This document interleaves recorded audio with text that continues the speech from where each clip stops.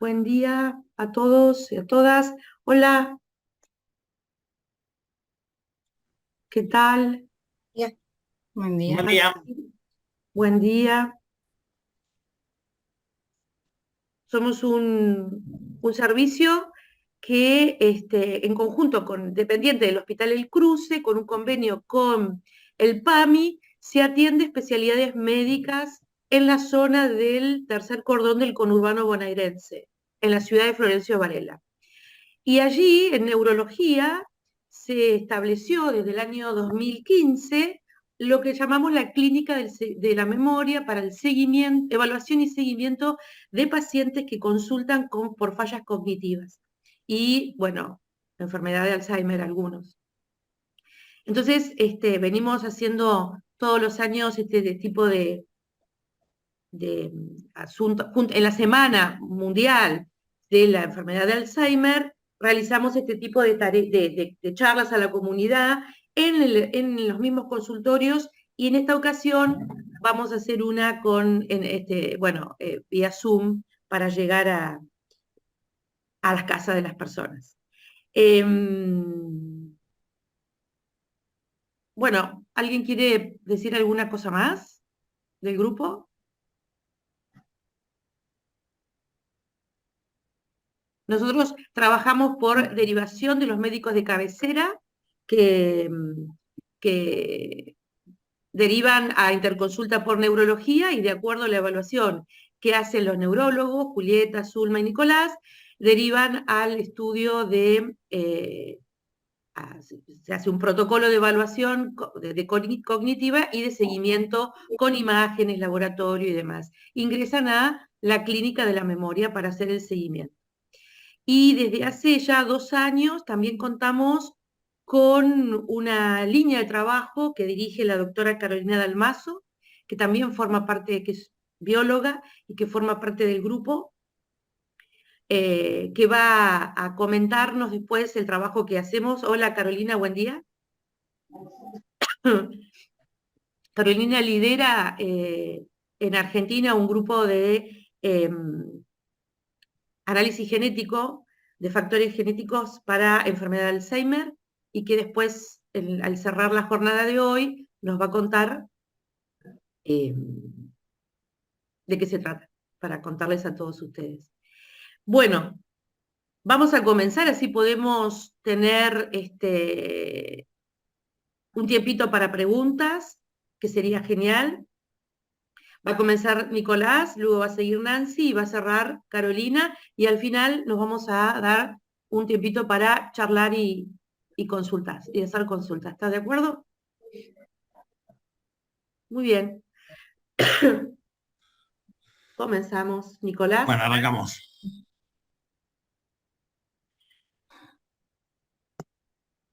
Bueno, buen día a todos. Para los que no salude. ¿Se ve el power? Sí. Se ve, pero no está en modo presentación. Ahí. Bueno, Ahora sí.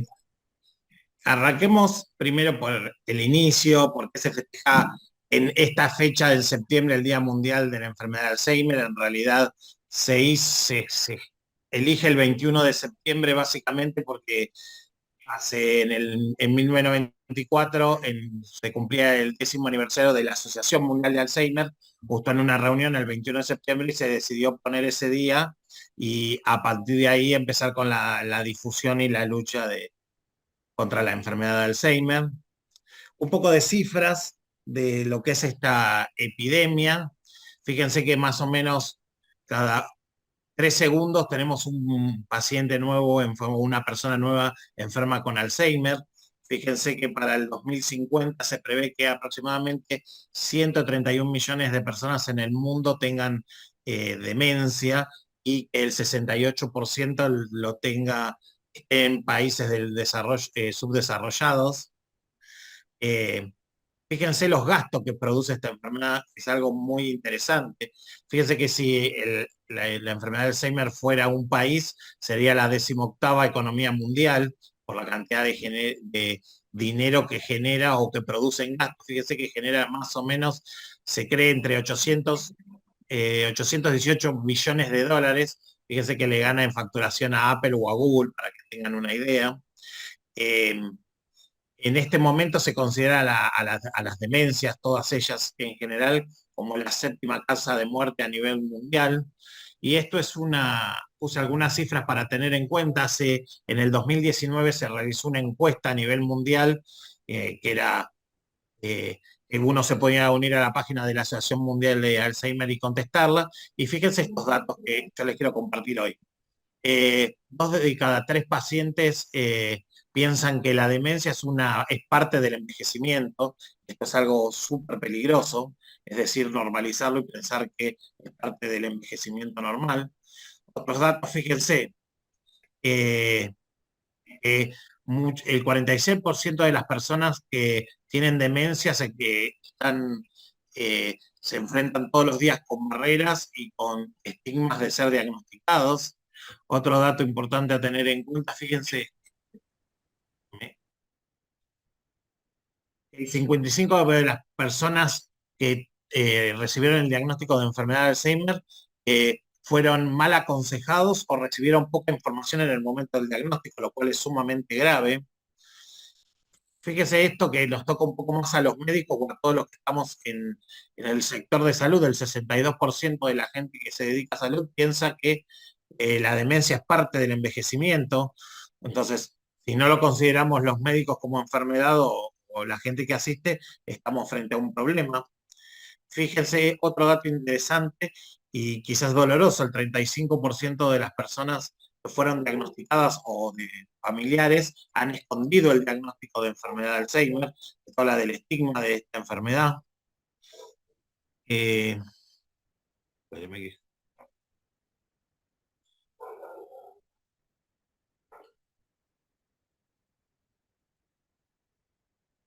el 35% de los médicos clínicos, cuando le hicieron esta encuesta, creían que no se puede hacer nada con un paciente que se le diagnostica una demencia, otra cosa que es bastante grave. Y más o menos 1 de cada 4 personas piensa que no se puede hacer nada una vez que a una persona se le diagnostica una demencia, por lo cual estos son datos que son muy difíciles y bastante complicados y peligrosos, pero es lo que pasa a nivel mundial. Con respecto a factores de riesgo para tener una demencia, y estos son datos interesantes, porque se puede hacer mucho para prevenirla. La inactividad física, sabemos que la actividad física mejora la función cerebral, así que el sedentarismo es un factor de riesgo para la enfermedad de Alzheimer. Cada vez tenemos más datos que a nivel que la contaminación ambiental también es un factor de riesgo para las demencias, lo mismo que el fumar, no solo por el cigarrillo en sí mismo, sino que también el cigarrillo es factor de riesgo para otras enfermedades que pueden agravar o producir demencia. El escaso contacto social, esto sabemos que el aislamiento social, y la prueba la tuvimos en la pandemia, con el aislamiento que tuvimos, es un factor de riesgo para tener una demencia. Las lesiones cerebrales, ya sea los traumatismos graves o los otros, pero también se ha demostrado últimamente que traumatismos entre moderados, sobre todo de deportes como el rugby, el boxeo, el fútbol americano, el hockey, a largo plazo y reiterados pueden provocar demencia. El consumo excesivo de alcohol, si bien hay un tipo de demencia asociada al alcohol, también puede ser un factor de riesgo para la enfermedad de Alzheimer. La baja escolaridad, sabemos que la escolaridad, y sobre todo en edades tempranas, aumenta lo que nosotros llamamos reserva cognitiva, que es algo, para que ustedes me entiendan, que hace un poco más resistente al cerebro frente a este tipo de enfermedades.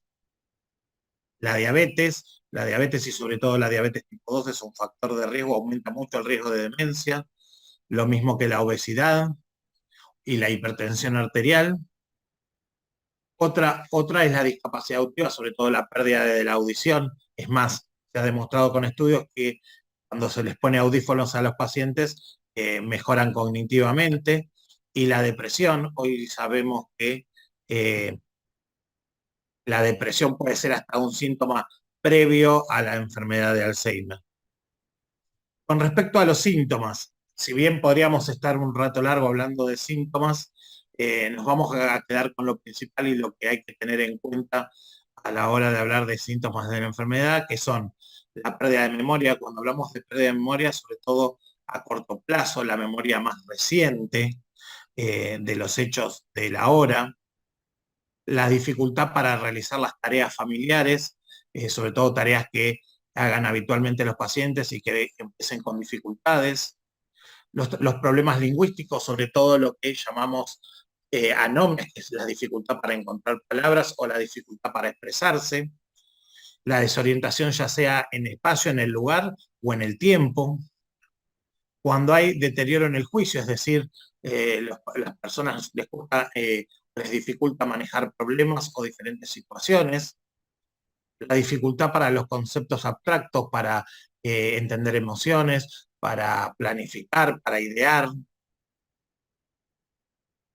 También aquellas personas que pierden mucho, empiezan a perder cuando nunca lo hacían objetos o están en lugares donde no los dejaban habitualmente, los cambios de estado de ánimo o en el comportamiento, la dificultad para comprender información visual y espacial, para entender semáforos, para carteles, para horarios y sobre todo para los pacientes que se alejan, o sea, de las actividades sociales o del trabajo. Si bien estos síntomas pueden deberse también a otras enfermedades, lo importante es estar atento a la hora de si tenemos algún familiar con estos síntomas, por lo menos para realizar las consultas. Son síntomas en los que uno tiene que estar alerta. Muchas veces pueden estar asociados a otras enfermedades, pero lo importante es estar alerta. Para cerrar, algo importante sobre el tratamiento de las demencias tiene dos partes. Una que es, lo va a hablar Nancy y nuestra experiencia en AMI, sobre todo lo que es la estimulación cognitiva, ya que favorece la autoestima, reduce el estrés, mejora la autonomía, favorece las relaciones sociales y evita la desconexión con el entorno. Con respecto a la parte farmacológica, hoy lamentablemente los fármacos que tenemos lo que hacen es no cambian la evolución de la enfermedad, lo que intentan es retrasar o detener un poco la enfermedad. Últimamente, en los últimos 10 años, no ha habido grandes avances hasta estos últimos tiempos, hasta este último mes o últimos 2 meses, donde han aparecido fármacos que sí han demostrado, en principio, retrasar de manera efectiva algunos meses la enfermedad, pero que aún están en desarrollo, por lo cual deberíamos esperar, pero bueno, es algo prometedor. Muchas gracias y seguimos con Nancy.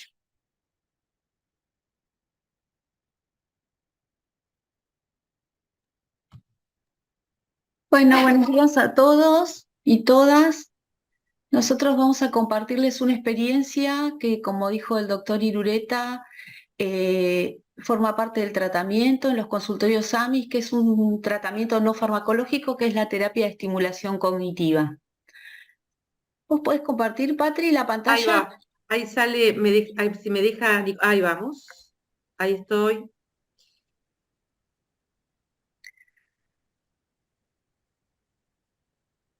Bueno, como les contaba, esta terapia de estimulación cognitiva es una terapia probada, de evidencia probada, para pacientes con demencia leve o deterioro cognitivo. Nosotros en los consultorios AMI, ¿pasás a la otra? Iniciamos este tratamiento después de la pandemia, a partir de una iniciativa del equipo. Yo veo la primer... Si no está en modo presentación y no pasa. Ese es el problema que tengo, chicas, ¿vieron? ¿Podés ponerlo en modo presentación? Está en presentación, No pero se lo que ve. vamos a hacer es esto. Ahí está. Ahora Bueno, pasa. ahí está. Bien. Lo que les decía, que es un tratamiento no farmacológico muy importante porque los resultados se pueden comparar con los tratamientos farmacológicos. La estimulación cognitiva es una Es la implementación, perdón, ¿alguien habló? No, es la implementación de actividades, acciones que tienen como objetivo mantener y mejorar el funcionamiento cognitivo a través de ejercicios cognitivos de diferentes tipos. Busca retrasar el deterioro también de las capacidades y las habilidades funcionales y promueve el envejecimiento activo porque tiene como eje central el sujeto de derecho y la opinión de estos sujetos. Y por supuesto en las instituciones la importancia también de poder tomar en cuenta esta opinión de los sujetos para poder cambiar su entorno. La terapia de estimulación cognitiva es una que estamos implementando, es una adaptación de un programa desarrollado por la Universidad de Londres, también, por supuesto, destinado a demencias leves y moderadas, y su evidencia está probada, como decíamos, comparado con evaluaciones previas a la terapia y posteriores. Bueno, mejoran en memoria, en calidad de vida, en funcionamiento, en el funcionamiento, en la autonomía funcional, en su vida diaria. Y esta terapia que nosotros tomamos ha sido traducida en más de 30 países en el mundo, en América Latina, en Brasil, en Chile. La adaptación cultural, dado que es una terapia creada por neuropsicología en Londres, y con una diversidad de actividades pensadas para un contexto en Londres, la adaptación consiste en poder adaptarla a la población de, bueno, en este caso de Florencio Varela, que es con la población que nosotros trabajamos. La terapia, al tener diferentes actividades, es necesario que los contenidos de estas actividades sean cercanos y tengan que ver con la idiosincrasia de la población con la que trabajamos. La estructura de la terapia son 14 sesiones grupales. En algunos países se implementa 2 veces por semana. Nosotros, por nuestra realidad, la implementamos 1 vez por semana porque es muy difícil para nuestros pacientes trasladarse por diferentes motivos, ¿no? Económicos, climáticos, de salud. Y lo implementamos con pacientes con déficit cognitivo, en algunos, otros con una demencia leve o moderada. Es necesario que los pacientes que participen de las terapias de estimulación cognitiva no tengan déficit visual ni auditivo y ciertas habilidades comunicacionales para poder, esto que decíamos, emitir su opinión, hablar sobre sus perspectivas, pensar en las actividades, ¿no? Tomar esos desafíos. Nosotros hicimos la adaptación con muy buenos resultados en un grupo ambulatorio de los consultorios AMI. Hicimos una evaluación pre y post con resultados y en mejoras en memoria, en habilidades funcionales, en calidad de vida y bueno, y también todo el feedback y la evolución de los pacientes en relación a cómo les resultaba esta terapia, que si bien es difícil sostenerla, 14 sesiones, todos contribuyeron mucho a la adaptación, a dar información sobre cómo sería mejor y también notamos un bienestar y cierta adherencia a mejorar la adherencia al tratamiento. Actualmente estamos haciendo esta terapia en un hogar que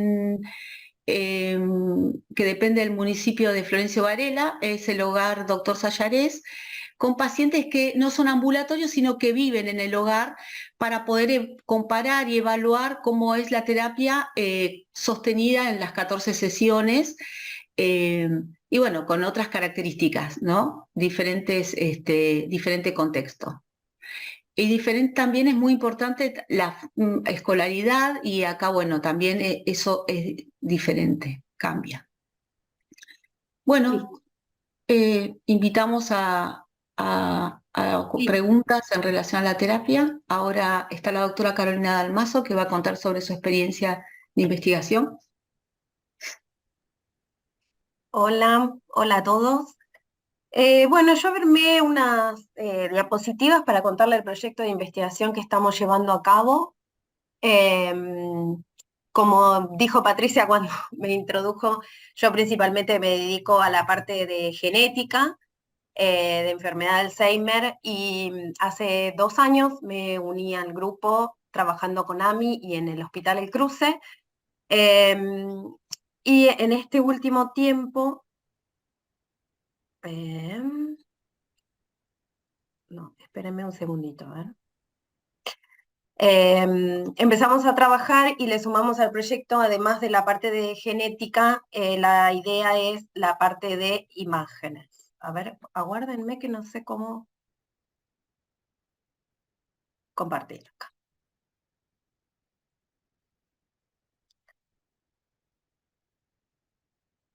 Ahí ven mi pantalla. Espere, a ver acá, modo.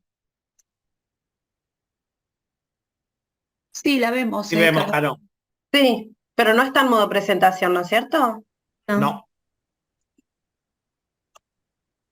No lo puedo, tengo el, perdón, tengo el coso, el menú acá donde tengo que poner la presentación, ahí está. ¿Ahora sí? Ahora sí. Ahora sí. Perfecto. Bueno, entonces el proyecto que fue recientemente financiado, con el cual empezamos a trabajar en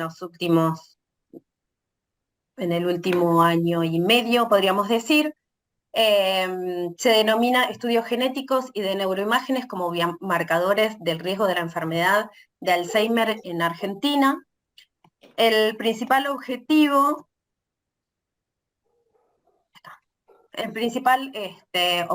de este trabajo es conocer mejor los factores de riesgo, tanto genéticos, ambientales y de imágenes, o sea, la estructura del cerebro, que nos permitan mejorar el diagnóstico de las personas con deterioro cognitivo en la población local, y mejorar el seguimiento y tratamiento y poder hacerlo más personalizado, ¿sí? Dentro de este objetivo general, los principales puntos a desarrollar es, por un lado, estamos con las imágenes de resonancia magnética de cerebro. Más allá de usarlas en el proyecto de Alzheimer, lo que estamos haciendo es tratar de armar una base de datos y establecer cuáles son los valores de referencia de nuestra población, ¿sí? O sea, ustedes todos saben que cuando se hace un estudio para saber si está dentro de los valores normales, esos valores serían lo que se denominan los valores de referencia, y en general no hay estudios locales. Esos valores de referencia que utilizamos son los de población caucásica, principalmente Estados Unidos, Europa, que son en general los que tienen más platas y hacen este estudio de desarrollo y establecen cuáles son los valores de referencia. Entonces nosotros estamos intentando hacerlo, pero de nuestra población local, de los pacientes, de las personas que participan del proyecto y que no tienen deterioro cognitivo, para ver cómo es el cambio de las estructuras del cerebro a lo largo de la vida, de acuerdo al sexo y a la edad de las personas que participan. Entonces, estos valores de referencia no solo nos ayudan a hacer los controles, digamos, de nuestra población en cuanto a lo que es enfermedad de Alzheimer, sino que también se pueden utilizar para otro tipo de estudios como epilepsia, que también se desarrolla en el mismo instituto de investigación, pero de cualquier otra enfermedad que afecte el cerebro. Por otro lado, es conocer mejor los factores de riesgo genético, ¿sí? Hacemos un estudio a nivel de genoma completo de las personas que participan, tanto de las personas que asisten a la clínica de la memoria en AMI, como de personas de la población general que quieren participar del proyecto, y ambientales, porque hacemos una encuesta socioambiental, y entonces comparamos las personas que no tienen deterioro cognitivo con respecto a las que tienen deterioro cognitivo y podemos ver cuáles son las cosas que más se observan en las personas enfermas. Entonces, esos serían los factores de riesgo, tanto genéticos como ambientales.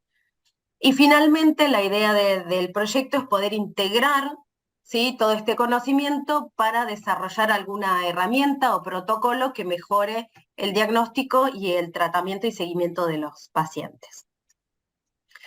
Este es un poco el esquema del proyecto de investigación. Hay un enrolamiento, o sea, la gente se invita a participar. En nuestro caso, ahí dice adultos mayores de 18 años, porque es para armar toda esta base de datos de referencia, establecer los valores de referencia de cerebro de nuestra población. Y lo hacemos de dos maneras.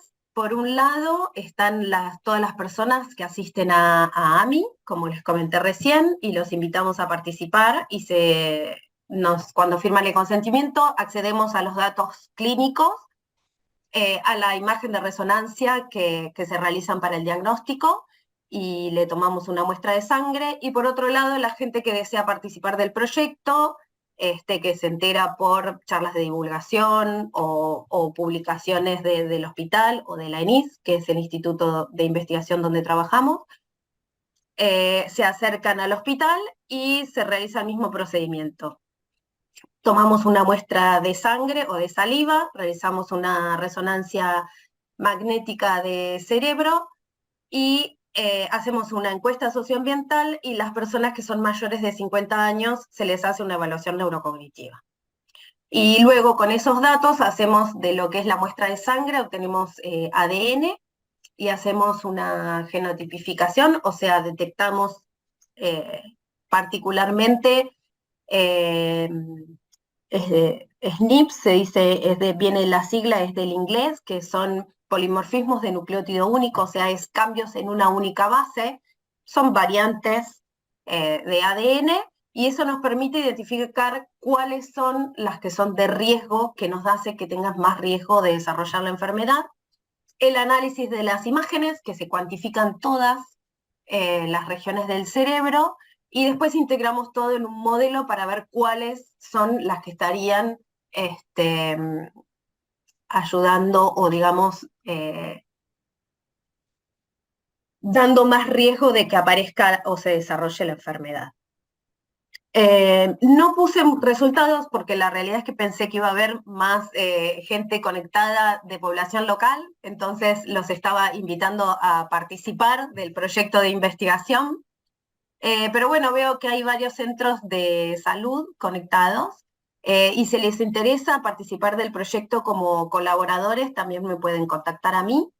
Esto que está acá es para el QR, el teléfono, nos pueden escribir al mail. El QR pasa directamente a una encuesta que es para poder participar, y ya ahí, si alguna tiene algún problema que no puede entrar al resonador, o claustrofobia o cualquier cosa, se registra en esa encuesta y después nosotros los contactamos para participar. Si a algún centro de salud le interesa el proyecto de investigación y les interesa participar como colaboradores, aunque sea en una parte, puede ser en la parte de imágenes o puede ser solo en la parte de genética o lo que sea, se pueden también contactar conmigo, nosotros los podemos guiar para establecer y comenzar con este proyecto de investigación. Y bueno, eso era todo lo que había puesto. Recién lo único que agregué al final es esta diapositiva, que es un poco sobre los resultados que tenemos.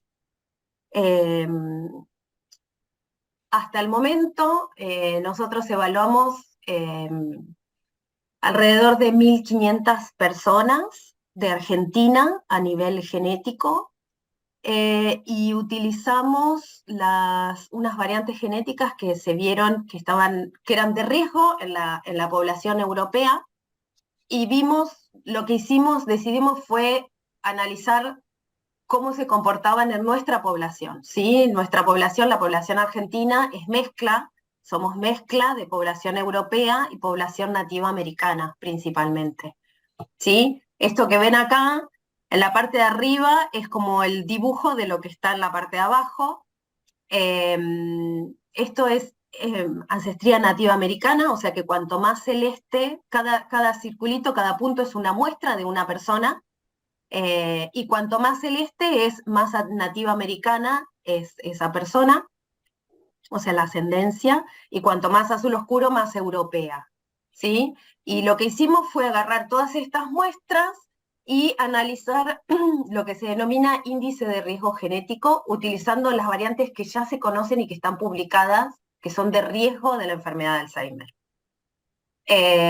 Y esto es estos números que están acá, ¿sí? No lo que están, yo más o menos los voy a guiar en qué es lo importante. Y lo que hicimos fue dividir las muestras en grupos de acuerdo al porcentaje de ancestría nativa americana. ¿Sí? Entonces, en el grupo 5 vemos que son principalmente más celeste claritas, o sea, están todas las muestras que son más nativas americanas, y acá en el grupo 1, por ejemplo, las más europeas. ¿Sí? Esto lo podemos ver acá, estos son los grupos, 1, 2, 3, 4, 5. Este es el porcentaje de ancestría nativa americana, o sea que el grupo 1 tiene entre 0 y 5%, y el grupo 5, que es este, es más de la mitad.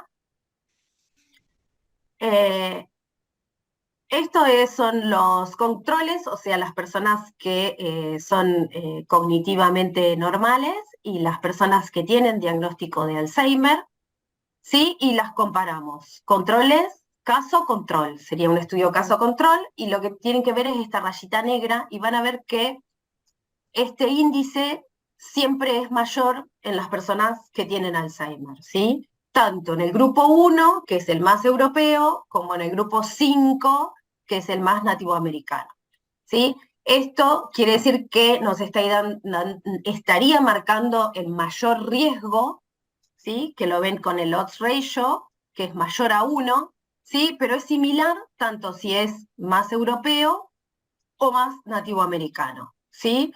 Pero sigue funcionando. ¿Qué nos dice esto? Que nuestra población, o sea, hay parte de la genética de la enfermedad de Alzheimer, de ese riesgo genético, ¿sí? Que no determina que aparezca la enfermedad, pero sí da idea de riesgo, es similar en nuestra población como en la población europea. Eso es lo que observamos hasta ahora, y bueno, y nuestra idea a futuro es conectar este riesgo con lo que se observa en las imágenes de cerebro.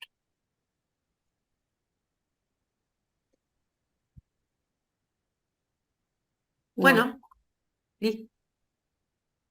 No Genial. sé si Los resultados acá. esos. Dejar de compartir. Bueno, muchas gracias, Carolina. De nada. Bien, bueno, abrimos ahora a las preguntas, al intercambio. Había una pregunta que la hizo Camila, que ya se la contestó Zulma por el chat, pero ella preguntaba a qué edad pueden empezar a aparecer los síntomas.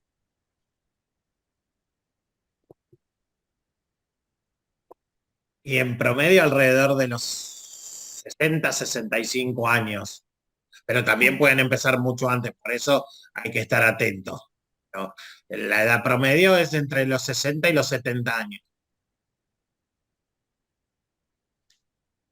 Pensaba, Carolina, que mostrabas esta diapositiva acerca del riesgo, que si bien es en términos genéticos, decís, ¿no? El riesgo es en términos genéticos, pero así todo se conecta con lo que Nicolás presentó, que más allá de que uno pueda tener en su ADN el riesgo, factores de estilo de vida pueden retrasar o no sé si impedir, pero sí retrasar la aparición de síntomas, ¿no? O sea, por eso en la diapo o la información que nos presentó Nicolás acerca de cuáles son las cuestiones que son de alto riesgo y que pueden ser intervenidas, que pueden ser modificadas en tanto y en cuanto uno consulte o esté atento a síntomas como para, bueno, si está determinado genéticamente, ahí se complica, pero sí, bueno, también tenemos los conceptos de epigenética, no sé, bueno, hay ahí también Claro. para ver, pero No. lo que podemos hablar...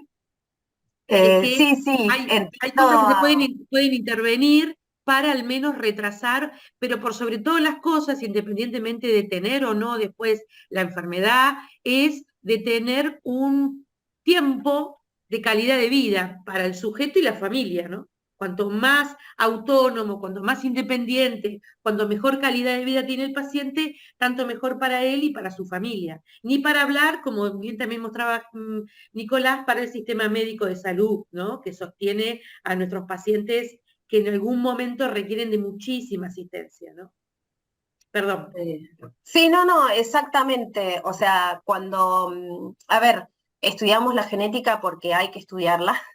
Es una parte más, así como se estudian los factores ambientales de riesgo, que los mencionaba Nicolás, también existen los factores genéticos de riesgo y también existen, sí, la enfermedad de Alzheimer es una enfermedad esporádica, de inicio tardío, la que aparece, la más común, la que aparece después de los 60 años, es una enfermedad que se denomina enfermedad compleja, o sea que es multifactorial, o sea que el riesgo genético es un factor más, así como la baja escolaridad, como el sedentarismo, como la falta de estimulación, como la falta de actividad social, es un factor más que suma riesgo para desarrollar la enfermedad, pero en este caso no es una enfermedad genética propiamente dicha, o sea que no es que si yo tengo un factor de riesgo voy a desarrollar la enfermedad.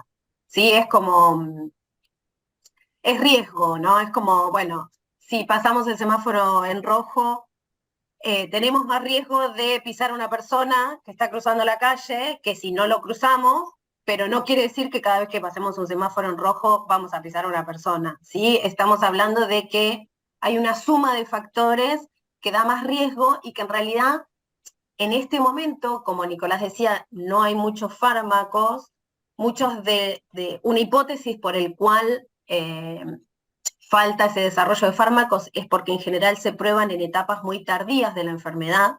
En general los cambios ocurren capaz que 15 o 20 años antes de los síntomas.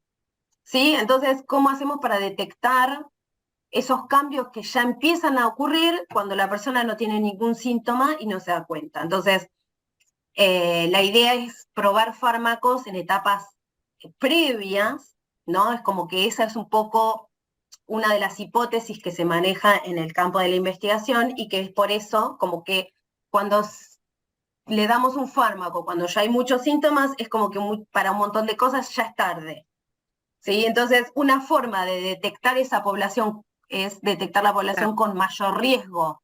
Y para eso, acá es donde empieza a cumplir un rol la genética, porque estos cambios en el ADN los tenemos desde que nacemos. Entonces, bueno, podemos decir, esta gente tiene más riesgo, bueno, podemos empezar a probar o invitarlos a participar, o si tiene más riesgo, que se empiecen a hacer controles de forma más temprana, aunque no tengan síntomas.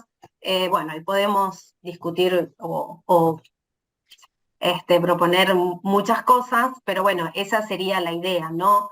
No es, no, al momento no significa que este índice de riesgo, bueno, ustedes vieron, los puntitos estaban, ¿no? Tenemos valores altos para las personas que no tienen problemas cognitivos, al igual que para los de Alzheimer. Pero sí hay una asociación con mayor riesgo y con las personas que tienen la enfermedad, entonces nos ayudaría a eso, a establecer cuál es la población de mayor riesgo. Súper, genial. Una herramienta maravillosa, buenísimo. Sí.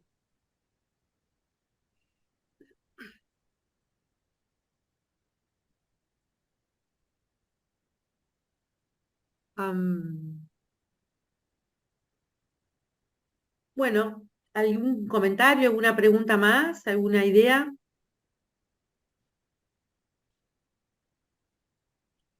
Hola, buen día. Quería hacer un comentario. Yo en el hospital me desarrollo en cuidados paliativos, pero soy de base geriatra. Quería contarles que, bueno, quería ver la charla porque me invitaron a hablar en un programa ahora en estos días y me pareció muy interesante todo lo que dijo Nicolás, que sigue siendo igual, que la queja cognitiva es un motivo de consulta muy frecuente en el consultorio, en todos los extremos, ¿no? Gente que empieza a consultar antes porque tiene padres con Alzheimer y quiere saber si lo va a desarrollar, y por otro lado personas que tienen demencias avanzadas y que recién consultan cuando ya tienen mucho deterioro funcional, y esto sigue siendo igual, y muchos colegas que es parte de la vejez, y que entonces va pasando y van consultando y va pasando hasta que llegan a algún consultorio, ya sea del geriatra o del neurólogo, en el que se pesquisa o se diagnostica directamente, a veces tardíamente, y no se pueden desarrollar actividades como la que contaba Nancy, que por suerte hay un montón, y bueno, que se sabe poco y que hay muchas líneas obviamente de investigación, pero se sigue teniendo pocas herramientas de lo farmacológico para tratar esta enfermedad. Así que bueno, fue muy provechosa la charla, muchas gracias. Sí, ¿no? Me parece que dentro, lo positivo dentro de todo este campo donde podemos ver luces y sombras, digamos esto, ¿no? De que los pacientes todavía se siguen considerando que forma que envejecer y olvidarse es lo mismo, que forma parte del envejecimiento tener síntomas como ser cascarrabias, tener cambios de humor y esas cosas, se normatiza esto, pero por otra parte, es cierto, la enorme cantidad de la popularización de lo que se llama la estimulación cognitiva, que está desde talleres, desde grupos de personas que hacen alguna actividad en conjunto, lo que sea. Pero me parece que esto es una de las condiciones que vemos. No sé, vos, Lucía Ortreleu, decías que sí, que es popular. Bueno, en nuestra zona también. Tal vez es más difícil de conseguir, pero igualmente desde las asociaciones de jubilados, siempre hay un taller donde se hace reuniones para el adulto mayor, para hacer alguna actividad de la que sea. Y eso me parece que es algo este, muy destacable, digamos, ¿no? Que de alguna manera viene a cumplir de las patas de la atención de una persona mayor que empieza a tener o que tiene alguna dificultad cognitiva y conductual. Y tanto la parte de estimulación cognitiva como la parte también de actividad física, que está muy en boga el tema de, bueno, yoga para adaptado, pilates adaptado, que hay mucho interés y mucho desarrollo de por ahí hacer actividad que está buenísimo. Eso se ve mucho también. Y eso es un dato que hay que alentar y está... Después nos encontramos con la resistencia por parte de los pacientes, ¿no? Que nunca fueron a un taller de nada, nunca y fueron a caminar, hacen caminatas para ir a hacer los mandados y hacer la compra diaria, pero no de ir 2 veces por semana a la plaza. Entonces, bueno, esos son cambios de hábito que tienen que ver con la resistencia y con los estilos de vida, ¿no? Que bueno, afortunadamente me parece que esto es lo que más está en boga y lo que está más y más divulgado, ¿no? Mientras tanto, esperamos los estudios de investigación y los estudios que, bueno, que alguna vez puedan ayudar a estos pacientes desde la farmacología. No sé, qué sé yo, no sé qué piensan ustedes, si eso sería el paso a seguir, la esperanza, digamos. ¿Qué piensan ustedes? Por ahora lo más importante es el diagnóstico temprano. Eso, claro. Sí, y la prevención. Y la prevención, estamos ahí.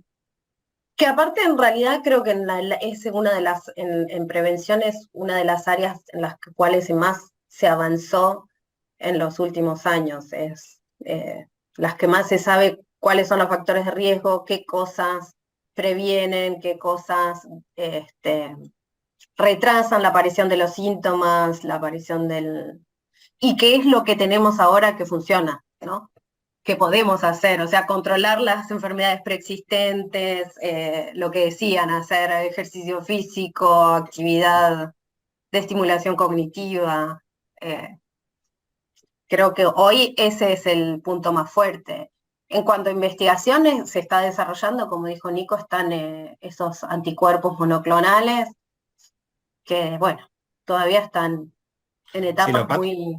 Lo que pasa es que dijiste algo muy cierto y ese es el gran problema. Hay 2 problemas principales. El primero es que todavía aún hoy no sabemos qué es lo que desencadena toda la reacción de la enfermedad de Alzheimer. Ese es el primer gran punto. porque los que desarrollan medicamentos lo primero que plantean es, bueno, ¿y dónde está el origen de esto? Y nosotros diseñamos algo. Bueno, no lo tenemos. Y segundo es que, como dijo Caro, y esa es creo que la clave, cuando los síntomas aparecen, ya la enfermedad lleva activa en el cerebro al menos entre 4 y 5 años. Entonces, estamos tarde a pesar de haber empezado los síntomas. Entonces eso hace muy, muy difícil todo. Por eso creo que la genética a futuro va a ser la clave, en cuidar a los pacientes que tengan riesgo y seguirlos. Claro. Pero bueno, acá va a tardar en llegar todo Sí, eso. también a mí me parece importante, digamos, si bien no tiene tanta difusión porque no hay tanto dinero dando vueltas, es muy importante los hábitos de vida, digamos, no está tan difundido como un tratamiento preventivo porque no es medicación, no son fármacos y en realidad dependen del compromiso de cada persona individual en su salud y eso a veces es muy difícil de lograr porque por más que uno como médico o como terapeuta le dé determinadas pautas, si la persona no lo hace, después llegamos tarde siempre. En realidad es eso también, que es muy complicado. Sí, es notable eso cuando los pacientes vienen y dicen, fui al médico y me dijo que tengo que hacer actividad física, ¿no? Enojado, como que no le dio ninguna pastilla, no le dio Claro. ninguna medicación, le dijo Eso que es tiene que hacer real. actividad física. Y yo siempre digo a los pacientes que hacer actividad física no es un consejo, no es qué hacer con el tiempo libre, es una indicación médica, es un remedio. Sí. Y lo mismo que la actividad intelectual, también debería ser como una indicación igual que una pastilla, en realidad, y Claro, muchas veces es muy difícil, porque, y más ahora con todo esto de las redes sociales, todo el mundo es más fácil, más cómodo y más adictivo estar scrolleando en Instagram que estar leyendo, esa es la verdad, y a veces es como muy complicado, ya desde la infancia, así que...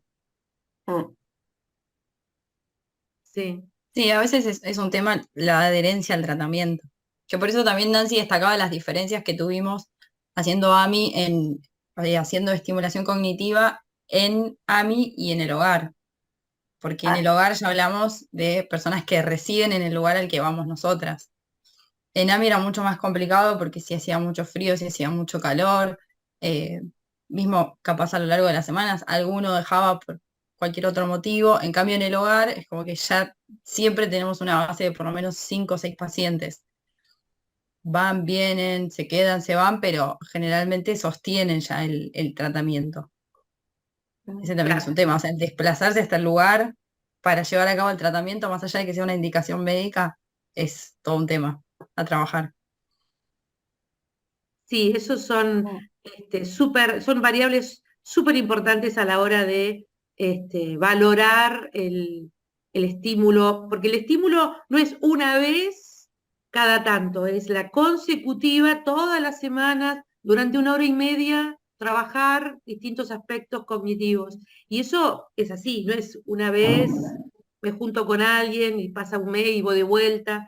Bueno, me parece que desde la neuropsicología es necesario seguir trabajando sobre la necesidad de que tanto la actividad física, el estímulo cognitivo, son tareas que tienen que ser programadas, constantes y constantes en el tiempo, digamos, al menos por un tiempo, ¿no?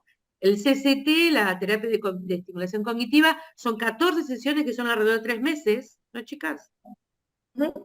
3 meses, una vez por semana, 1 hora y media. Y realmente tanto lo que nosotros pudimos evaluar de los pacientes que concurrían, todos mejoraron. Y fundamentalmente también el estado anímico, los pacientes estaban bárbaros, muy contentos. Los familiares también decían que estaban mejor. O sea, eso es una evidencia súper importante. Bueno. Y otra cosa importante también es trabajar sobre las demás limitaciones, ¿no? La vista, la audición, las limitaciones físicas que suelen tener todos los pacientes nuestros. La gran mayoría, ¿va? Es verdad. Como dijo Nicolás, ¿no? Los pacientes que le ponen un audífono mejoran cognitivamente. Decía, yo digo lo contrario, yo digo por otra cosa, los pacientes con pérdida auditiva, con pérdida sensorial, visual o auditiva, pero básicamente la auditiva, funcionan muy mal cognitivamente. Pero muy mal. Y entonces, bueno, y la dificultad de la adaptación al audífono, al equipo, todos los cuidados que requiere el equipo. Muchísima gente que no los usa, No, que claro, los tiene y no los usa. exacto. Entonces, bueno, son cosas que, ahí ves, ahí sí podemos desde nuestros lugares de trabajo, esperando el avance científico a nivel de estudios más generales, trabajar, hay mucho por hacer desde los consultorios, desde sentarnos frente a los pacientes y ver todas estas variables, ¿no? Así que bueno, a seguir trabajando. Bueno, ¿alguna pregunta más? ¿Algún comentario? Agradecemos a todos los que estuvieron, a los compañeros de telemedicina que nos asisten y nos acompañan siempre en estas convocatorias. Y bueno, los esperamos y hablar de Alzheimer en esta semana, que es la semana mundial de la enfermedad de Alzheimer. Y bueno, otra vez muchas gracias a todos. De nada. Sí. Chao. Chao, buenos días. Chao. Chao, Chao, gracias. Chao.